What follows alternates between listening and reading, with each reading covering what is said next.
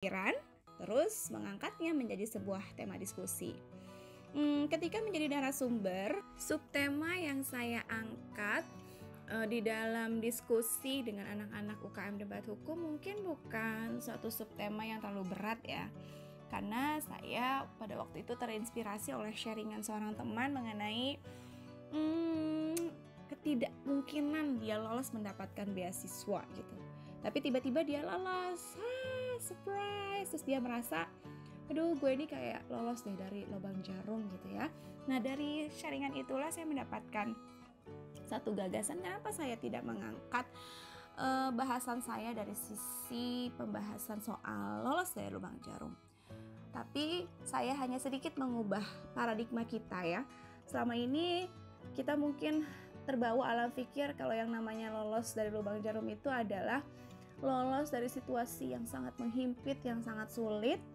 Nah, tapi di dalam pembahasan saya ketika diskusi, lolos dari lubang jarum itu saya bawa ke alam pikir. Yang namanya lolos dari lubang jarum itu kan selalu benang ya.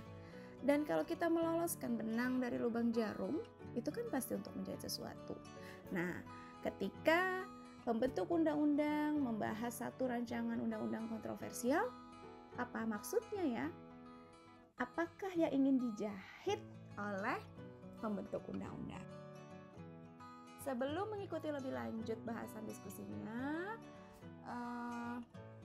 teman-teman bisa subscribe channel Richa Rich, bisa juga nyalakan loncengnya.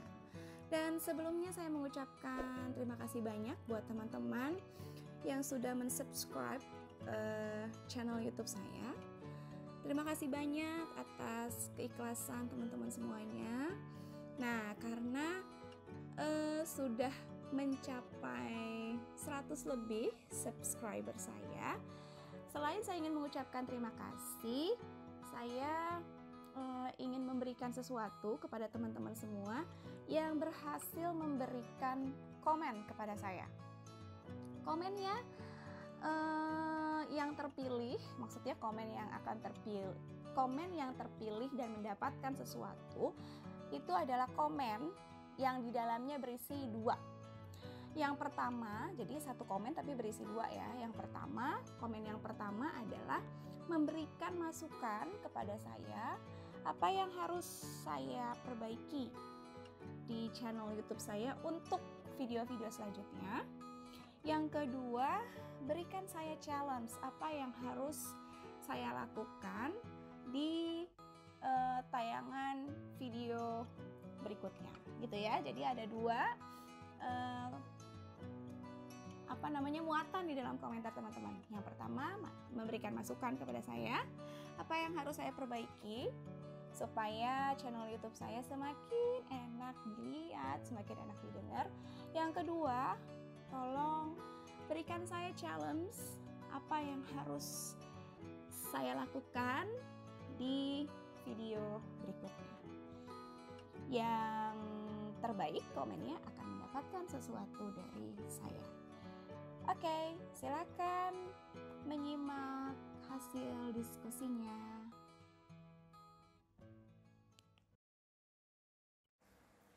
Baik, terima kasih Firman. Suara saya terdengar? Terdengar, Mbak. Oh iya, baik. Terima kasih Firman. Salam kenal Mbak Viola. Teman-teman semua apa kabar? Semoga kita selalu baik ya. Meskipun kita sudah memasuki tahapan new normal, tapi kita tetap harus waspada karena COVID-19 belum berakhir. Seperti yang sudah disampaikan oleh Mbak Viola. Apa yang sudah disampaikan oleh Mbak Viola itu sesungguhnya sudah sangat komprehensif. Saya mungkin hanya mencicil sedikit-sedikit apa yang belum disampaikan oleh Mbak Viola. Tetapi dari sisi akademisi yang disampaikan oleh Mbak Viola itu sudah luar biasa dan bisa dijadikan pandangan bagi teman-teman mahasiswa bahwa kita itu perlu menghidupkan sisi kritis kita sebagai akademisi. Baik, Firman boleh dibantu untuk men-share materinya? Share screen-nya ya, Mbak? Ya.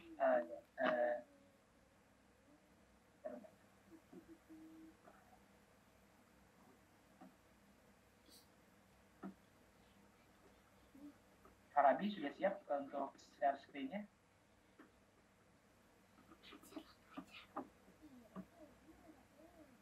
Sebentar ya Mbak ya. Iya. Sedang disiapkan sama apa ini? Ya sudah ini Mbak. Iya. Ya, terima kasih Pak. Ya, terima kasih Firman dan teman-teman yang lain. Sudah terlihat ya? Sudah Mbak, sudah terlihat. Ya. Jadi ketika saya ditelepon oleh Firman dan teman-teman yang lain untuk bisa sharing di kegiatan ini, saya sangat senang. Kenapa? Karena ternyata yang seperti saya katakan tadi, teman-teman berpikir kritis dan menghidupkan alert kritisnya sebagai akademisi untuk bisa melihat hal-hal yang tersembunyi dari keadaan yang sesungguhnya gitu. Karena kan kalau kita hanya terfokus pada pandemi COVID-19, mungkin hal-hal ini tidak terlihat. Bahwa kita itu tidak sadar ternyata ada pembahasan rancangan undang-undang yang dinilai sangat kontroversial pada masa pandemi COVID-19. Lalu di dalam temanya itu memunculkan satu pertanyaan, agenda prioritas siapakah untuk membahas RUU kontroversial di masa pandemi COVID-19. Nah, tapi bersisian daripada itu, untuk mendukung sebenarnya apa yang disampaikan oleh teman-teman, saya mengambil satu bahasan yang sebenarnya sangat sederhana. Nah, bahasan ini saya dapatkan ketika saya membaca sharingan dari teman yang lulus beasiswa. Kemudian dia merasa bahwa saya ini sebenarnya nggak lolos beasiswa, tapi kenapa saya tiba-tiba lolos dari beasiswa? Kayak gue tuh lolos dari lubang jarum, tau nggak sih? Nah, gitu. Nah, akhirnya saya dapatkan tema ini juga bisa dinilai bahwa pembahasan rancangan undang-undang yang kontroversial pada masa pandemi COVID-19 itu adalah suatu upaya untuk meloloskan dari lubang jarum. Ya. Nah, kita ini sering terjebak sesungguhnya dengan istilah lolos dari lubang jarum.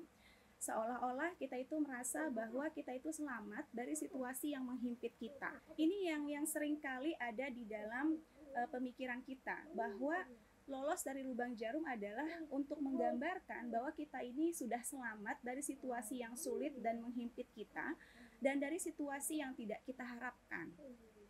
Tapi kalau kita melihat secara jernih, yang sebenarnya dimaksud dengan lolos dari lubang jarum itu adalah melihatnya begini, yang biasa lolos dari lubang jarum itu adalah benang. Kenapa kita loloskan dari lubang jarum? Karena kita punya maksud. Apa maksudnya meloloskan benang dari lubang jarum? Maksudnya adalah supaya kita bisa menjahit. Menjahit apa? Pasti menjahit sesuatu misalnya yang sudah rusak, yang sudah sobek, yang sudah lusuh. Nah, kalau kita menjahit itu artinya akan terlihat bagus. Nah, jadi di sini ada tujuan yang sebenarnya luput dari konstruksi pikir kita. Kalau kita menggunakan konstruksi lolos dari lubang jarum, saya ingin membawa teman-teman kepada konstruksi pikir apa yang sebenarnya ingin disatukan oleh pembentuk undang-undang. Apa yang ingin dijahit oleh pembentuk undang-undang untuk memaksakan supaya kita semua melihat begitu indah dari hasil jahitannya. Saya ingin teman-teman melihatnya begitu.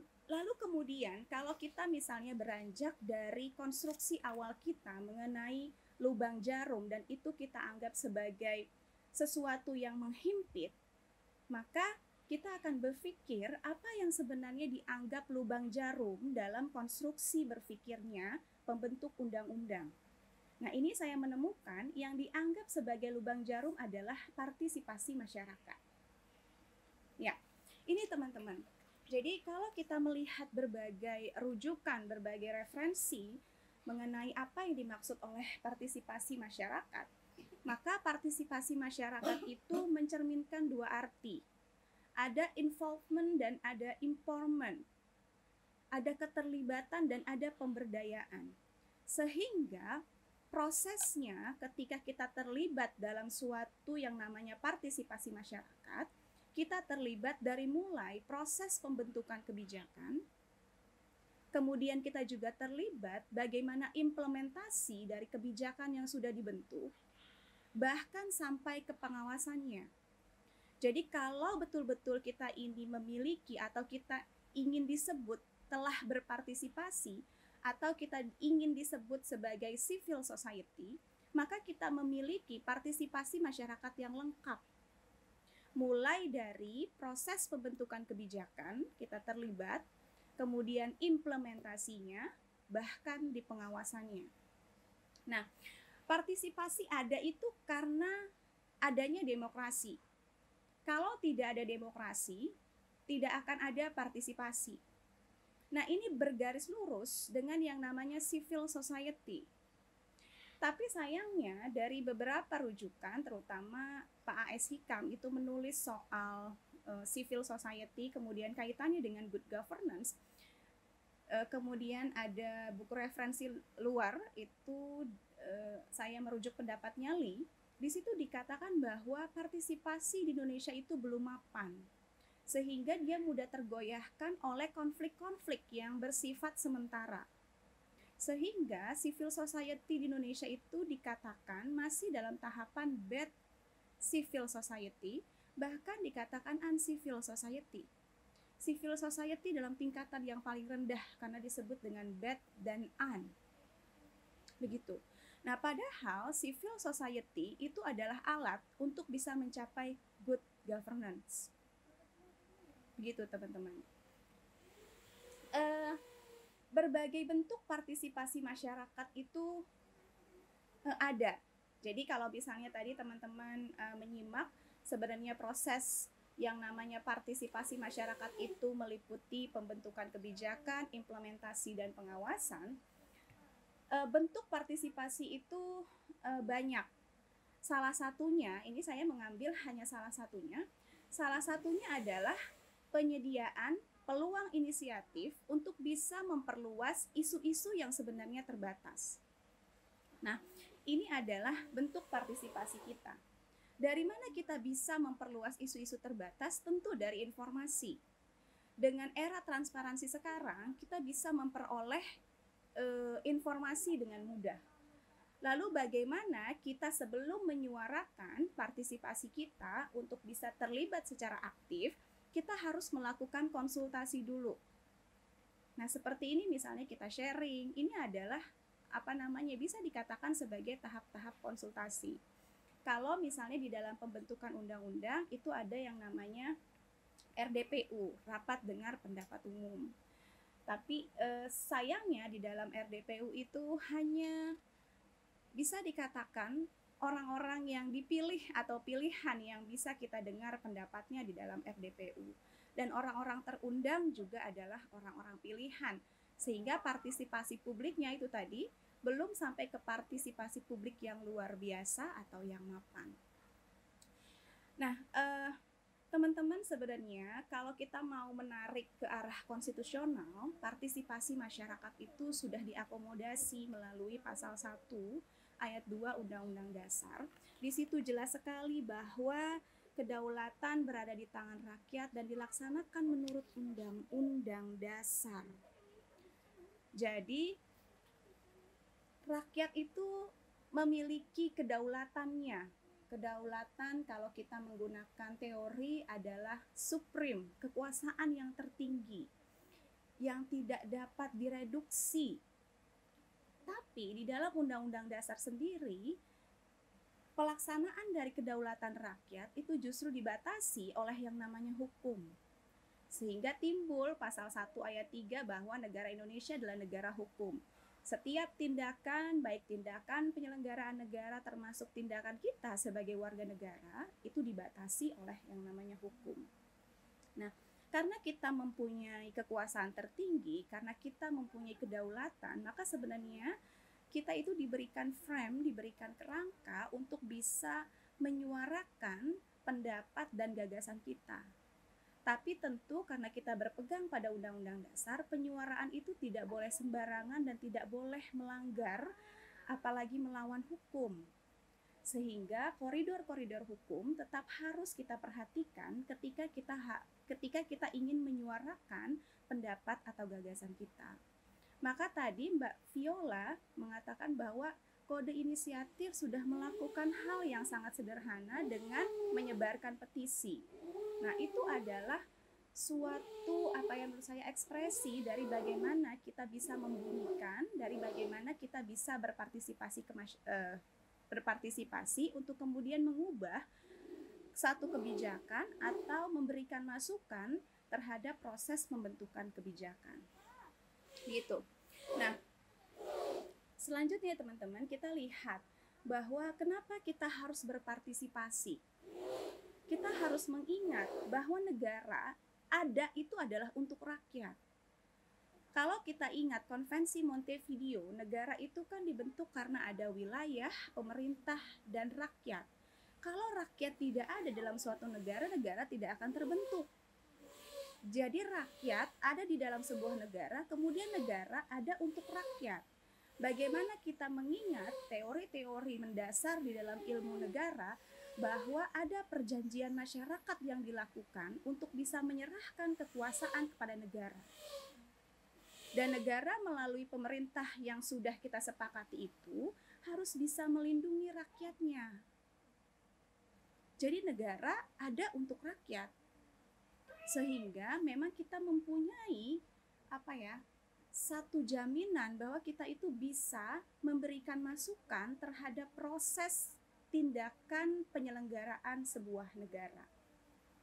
Rakyat berhak untuk bisa mengetahui segala tindakan penyelenggaraan negara dan berhak melakukan partisipasi termasuk di dalam pembentukan peraturan perundang-undangan. Gitu. Nah, ini saya mengutip menurut Satdian Utomo bahwa manfaat partisipasi masyarakat itu adalah memberikan landasan yang sangat argumentatif. Kalau kita sudah memberikan landasan, memberikan masukan yang sangat argumentatif, maka diharapkan ada implementasi yang efektif. Kemudian itu bisa meningkatkan trust antara warga negara dengan pemerintah. Kalau sudah trust, maka akan ada efisiensi terhadap sumber daya dan kapasitas. Nah, itu menurut Satdian Utomo kalau partisipasi masyarakat itu berjalan dengan baik. Nah, seperti tadi yang sudah dinyatakan bahwa partisipasi masyarakat itu semacam cerminan dari yang namanya kontrak sosial. Apalagi di dalam pembentukan undang-undang, kalau teman-teman pengambil mata kuliah ilmu perundang-undangan, di sini saya lihat banyak sekali yang ikut, yang berpartisipasi dalam kegiatan ini, saya berterima kasih. Kalau teman-teman ingat, validitas suatu norma hukum bukan hanya ditentukan dari bagaimana norma hukum itu dibentuk oleh norma yang lebih tinggi dan oleh lembaga atau pejabat yang berwenang, tetapi bagaimana di dalam proses penormaan itu disepakati. Maka kalau teman-teman ingat, di dalam proses pembentukan peraturan perundang-undangan pasti ada yang namanya pembahasan. Di proses pembahasan itulah kita akan melihat bagaimana adanya kesepakatan-kesepakatan di dalam perumusan norma hukum. Harusnya di situ berjalan. Nah, kita seharusnya juga bisa mempengaruhi pengambilan keputusan untuk menyepakati norma-norma hukum. Gitu. Nah, partisipasi masyarakat seperti yang sudah disebutkan oleh moderator yaitu Firman, bahwa di dalam pembentukan undang-undang sudah dijamin melalui Undang-Undang Nomor 12 Tahun 2011, itu sudah dijamin bagaimana masyarakat itu memiliki hak untuk memberikan masukan baik secara lisan maupun secara tertulis. Supaya kita bisa memberikan masukan secara lisan dan secara tertulis, maka rancangan peraturan perundang-undangan itu harus dapat diakses dengan mudah oleh masyarakat. Sehingga tidak ada lagi yang namanya alasan sebenarnya ini, kalau misalnya ini berbicara lebih panjang, nggak ada lagi alasan kita sebagai masyarakat itu nggak tahu adanya undang-undang gitu. Jadi teori fiktif itu sebenarnya udah nggak berlaku lagi. Kenapa tidak berlaku lagi? Karena kita sudah tahu rancangan peraturan perundang-undangan itu sejak awal. Dan kita bisa memberikan masukan baik secara lisan maupun secara tertulis. Pertanyaannya, mau atau tidak kita memberikan masukan secara lisan dan secara tertulis? Pertanyaan kritis berikutnya, apakah memang betul-betul kita disediakan wadah, disediakan ruang untuk bisa memberikan masukan secara lisan dan secara tertulis. Gitu. Teman-teman maaf ya, ini di sebelah rumah saya lagi renovasi, jadi suaranya agak terganggu. Iya, dari Aduh. Baik, berikutnya. Slide berikutnya.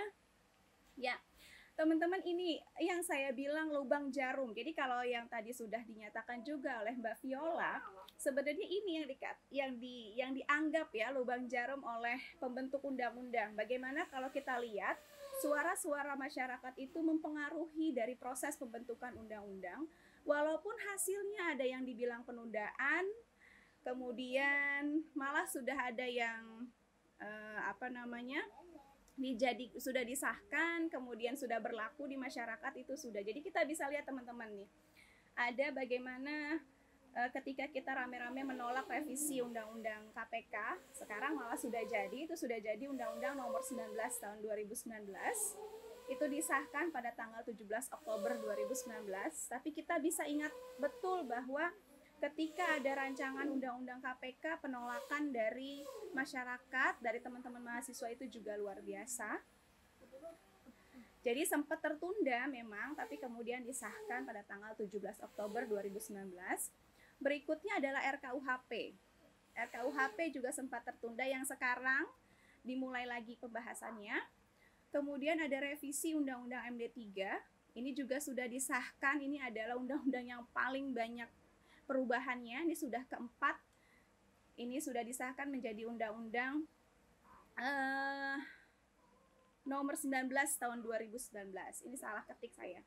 Kemudian ada agenda revisi Undang-Undang Nomor 13 tahun 2003. Banyak sekali penolakan, draftnya akhirnya diperbaiki dan termasuk dalam klaster RUU Omnibus Law. Nah, kenapa kemudian di dalam diskusi kita kali ini menyatakan bahwa apa sebenarnya agenda prioritas dari pembentuk undang-undang di masa pandemi COVID-19 sehingga membahas rancangan undang-undang yang kontroversial. Tadi juga sudah dinyatakan oleh Mbak Viola kenapa DPR tidak melaksanakan fungsinya yang lain. Misalnya melakukan fungsi pengawasan terhadap paket kebijakan yang dilontarkan oleh pemerintah untuk menangani pandemi COVID-19. Nah, sebenarnya bagaimana sih keadaan pada masa pandemi COVID-19 di Indonesia? Jadi teman-teman, kalau kita meng-highlight misalnya ya, ini hanya beberapa aspek. Jadi dari aspek ekonomi, saya melihat ekonomi dari datanya, itu saya membaca dari Kementerian Keuangan, web resminya dinyatakan, saya hanya mengambil secara kualitatif bahwa ekonomi kita sangat tidak stabil. Kemudian kenapa tidak stabil, kita bisa lihat ini unsur-unsurnya, misalnya dari sisi pariwisata itu turun drastis. Yang tadinya angkanya sampai ke puluhan, ini cuma tersisa angka 2,61%. Transportasi pertumbuhannya negatif, jadi teman-teman tahu ketika bandara tidak dibuka misalnya, kemudian kereta api dibatasi, ini membuat transportasi kita bertumbuh secara negatif. Kemudian penerimaan pajak menurun. Kenapa? Tadi dibilang karena ada fiskal. Jadi ekonomi kita sangat tidak stabil. Lalu ada apa lagi? Nah, dengan adanya pandemi COVID-19, maka prioritas ditujukan kepada kesehatan. Kemudian ada bantuan sosial. Kemudian ada pemulihan ekonomi yang diperkirakan karena belanja modal itu mengalami pelambatan. Ada realisasi transfer keuangan ke daerah dan dana desa itu ternyata lebih rendah. Jadi kenapa lebih rendah? Karena memang semua keuangan itu digunakan untuk penanganan COVID-19 secara terkoordinasi di pemerintah pusat. Untuk apa? Teman-teman tahu bahwa ini adalah untuk pengadaan APD, untuk pembayaran insentif dan santunan kematian tenaga medis, bahkan dari bansos dan insentif untuk UMKM. Ya, jadi semua sumber daya kita ini terlihat nih secara kualitatif itu didorong untuk ke penyelesaian masalah COVID-19. Nah, sekarang teman-teman bisa bayangkan, satu pembahasan rancangan undang-undang itu menghabiskan anggaran ini di angka 8 miliar. Bisa lebih. Ini yang saya ambil adalah angka yang paling minimal. Jadi teman-teman bisa membayangkan ketika kita sedang membutuhkan sumber daya yang banyak untuk menangani masa pandemi COVID-19, tiba-tiba DPR membahas rancangan undang-undang yang mungkin bisa kita duga itu tidak berelasi dengan penanganan COVID-19, dan itu menghabiskan anggaran yang luar biasa. Gitu. Next. Nah, ini teman-teman. Jadi dugaan terhadap pembentuk undang-undang ketika membahas rancangan undang-undang kontroversial. Tadi saya tidak akan mengulangi lagi bahwa Mbak Viola sudah sangat jelas menyebutkan apa rancangan undang-undang yang kontroversial itu. Dugaannya apa? Dugaannya adalah bahwa bukan DPR ya, pembentuk undang-undang ini tidak fokus untuk menyelesaikan pandemi COVID-19 di Indonesia. Betul sekali apa yang dinyatakan oleh Mbak Viola. Kalau kita merujuk kepada penerapan konsep new normal menurut WHO, Indonesia ini belum pas untuk diterapkan new normal. Jadi konsep new normal kita itu berbeda dengan konsep WHO. Gitu. Jadi ada dugaan bahwa pembentuk undang-undang ini tidak fokus untuk menyelesaikan permasalahan selama pandemi COVID-19, kemudian tidak peka. Apalagi dugaannya adalah ketika membahas rancangan undang-undang yang dianggap kontroversial di masa pandemi COVID-19 itu akan ada pelanggaran asas atau prinsip di dalam pembentukan undang-undang.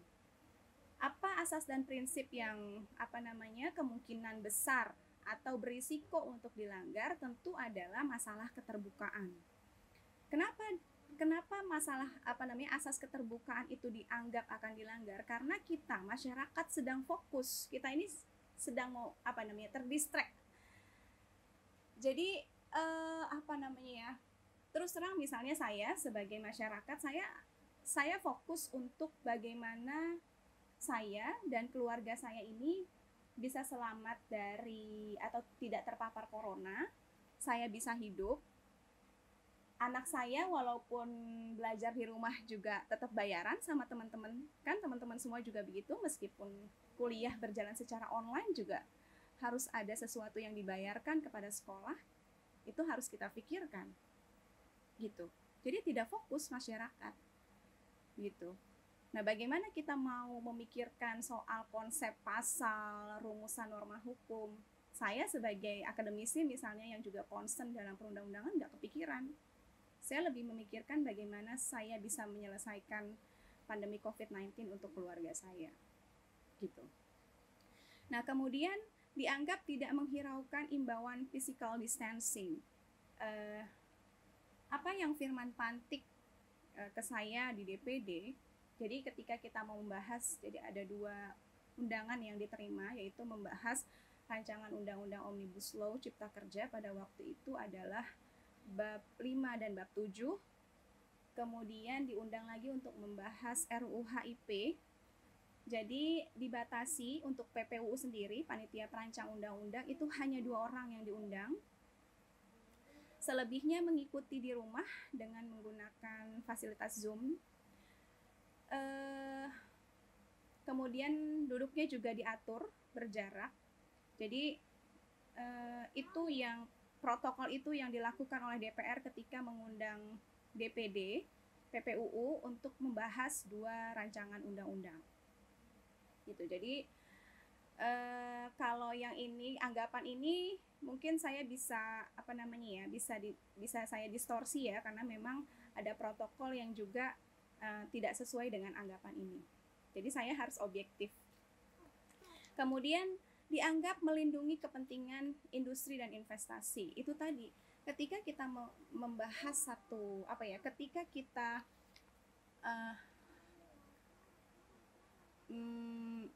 menduga bahwa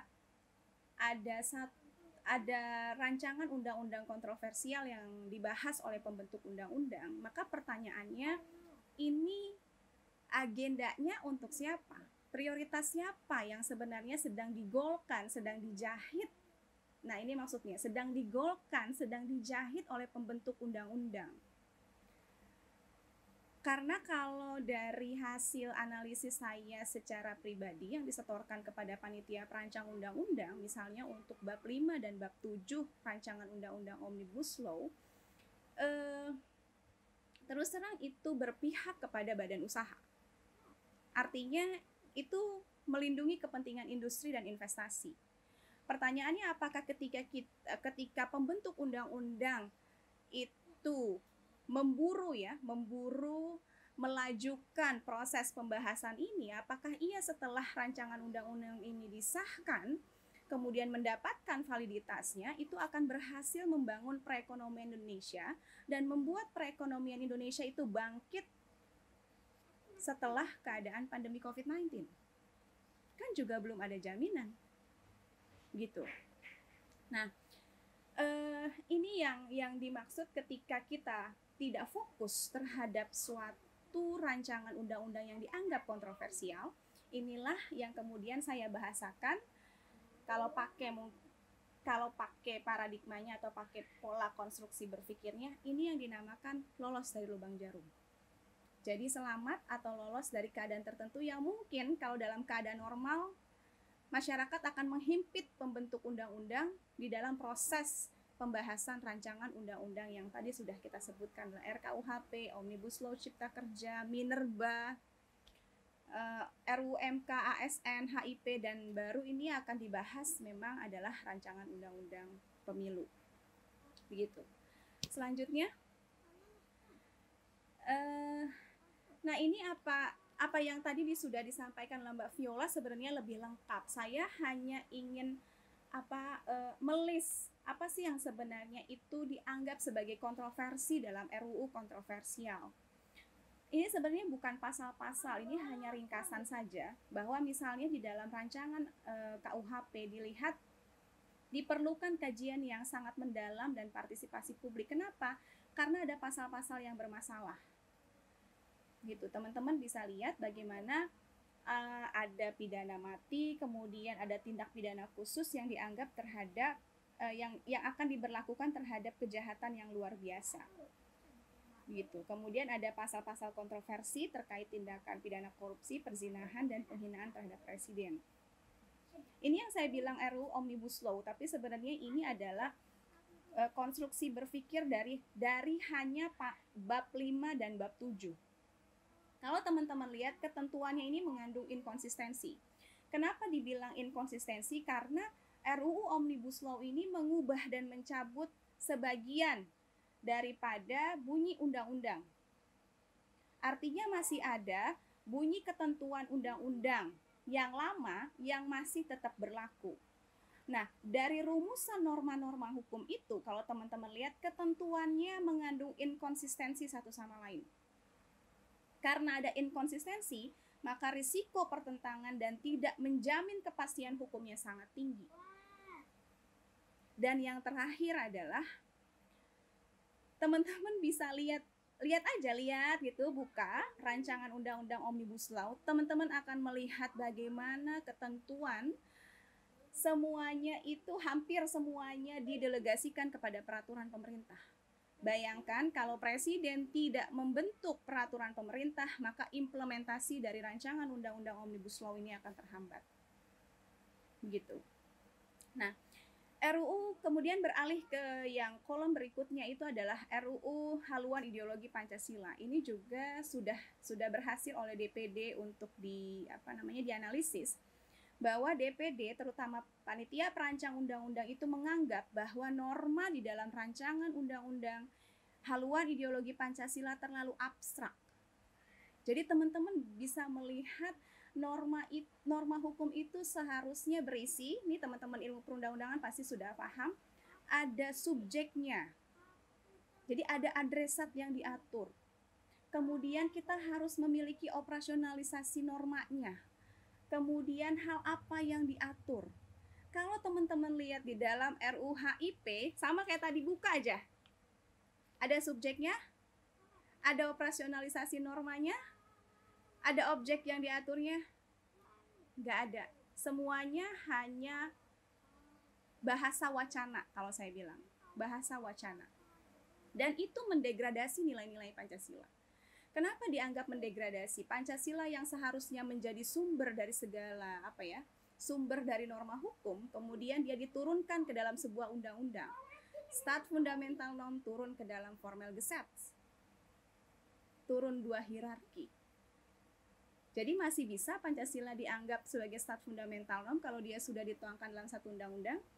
Saya pikir tidak bisa. Gitu.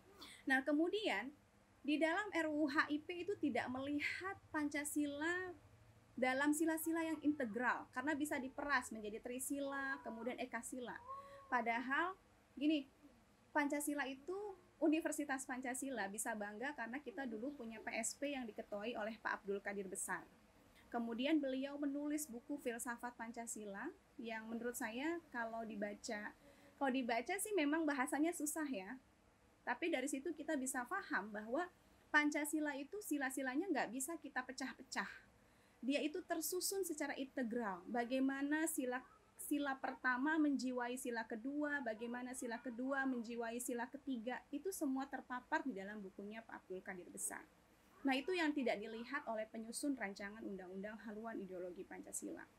Kemudian, yang paling parah adalah kalau RUU HIP ini disahkan, memiliki validasi, saya bisa dengan gampang bilang kamu tidak Pancasila.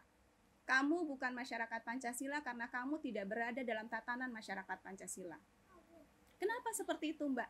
Karena kita sudah diberikan indikator-indikator di dalam rancangan undang-undang haluan ideologi Pancasila untuk bisa menyebut dan mengkategorikan satu masyarakat adalah masyarakat Pancasila. Satu tatanan masyarakat adalah tatanan masyarakat Pancasila dan manusia adalah manusia Pancasila. Itu ada di dalam rancangan undang-undang haluan ideologi Pancasila. Dan yang rancangan undang-undang Minerba ini saya hanya membaca dari ISEL kemudian dari Mongabai bahwa RUU Minerba itu meloloskan ketentuan yang mengatur perpanjangan otomatis izin perusahaan pemegang kontrak karya. Kemudian ada kriminalisasi pemidanaan terhadap warga penolak tambang dan hilangnya kewajiban untuk mereklamasi lubang bekas tambang. Itu saya yang tahu hanya itu pun saya membaca berdasarkan data sekunder dari Mongabai dan ISEL.